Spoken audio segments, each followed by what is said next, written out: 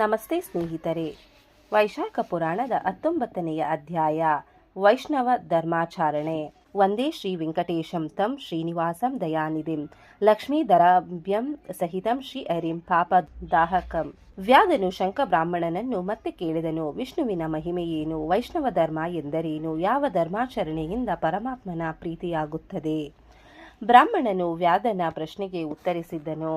ಬ್ರಹ್ಮಾದಿ ವಂದಿತನಾದ ವಿಷ್ಣುವಿನ ಮಹಿಮೆ ಅಪಾರವಾಗಿದೆ. ಆತನ ರೂಪ ಮಹಿಮೆಗಳನ್ನು ಯಥಾಶಕ್ತಿ ವಿವರಿಸುವೆನೆಂದನು. ಶ್ರೀ ಹರಿಯು ದೋಷದೂರನು, ಗುಣಪೂರ್ಣನು ಆಗಿದ್ದಾನೆ. ಅನಂತನು, ವಿಶ್ವಪತಿಯು, ವಿಶ್ವಾತ್ಮನು ಆದ ಆತನ ವಶದಲ್ಲಿ ಈ ಜಗತ್ತು ನಿಂತಿದೆ. ಸೃಷ್ಟಿ, ಸ್ಥಿತಿ, ಲಯ, ಆವೃತ್ತಿ, ನಿಯತಿ, ಜ್ಞಾನಪ್ರಕಾಶ, ಬಂಧ, ಮೋಕ್ಷಗಳು ಆತನ ವಶದಲ್ಲಿ ಇರುವುದರಿಂದ ಆತನೇ ಪರಬ್ರಹ್ಮನಾಗಿದ್ದಾನೆ. ಬ್ರಹ್ಮನು ಪರಬ್ರಹ್ಮನಲ್ಲ. ಪರಮಾತ್ಮನು ಆತನಿಂದ ಸೃಷ್ಟಿಕಾರ್ಯ ನಡೆಸುವನು.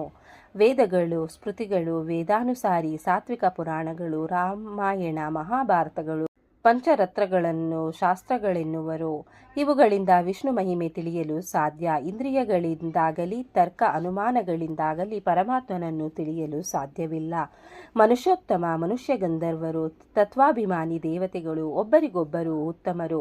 ಸಪ್ತರ್ಷಿಗಳು, ಅಗ್ನಿ, ಸೂರ್ಯ, ಗುರು, ಪ್ರಾಣ, ಇಂದ್ರ, ಪಾರ್ವತಿ, ಮಹಾದೇವ, ಬುದ್ಧಿಯು ಮುಖ್ಯ ಪ್ರಾಣನು ಆ ಉತ್ತಮರು.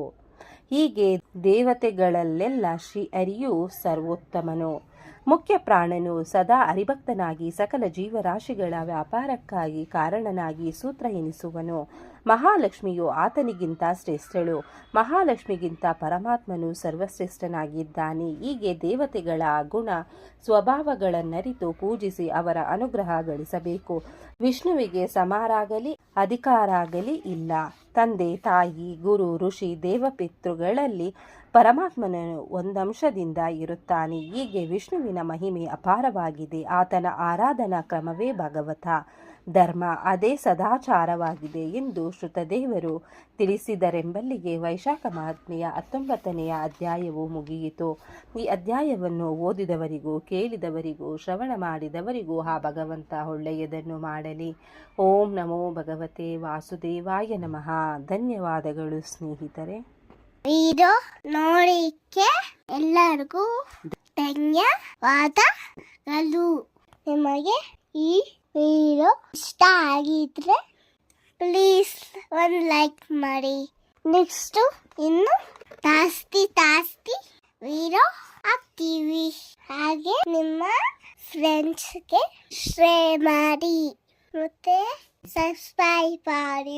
Thank you very much.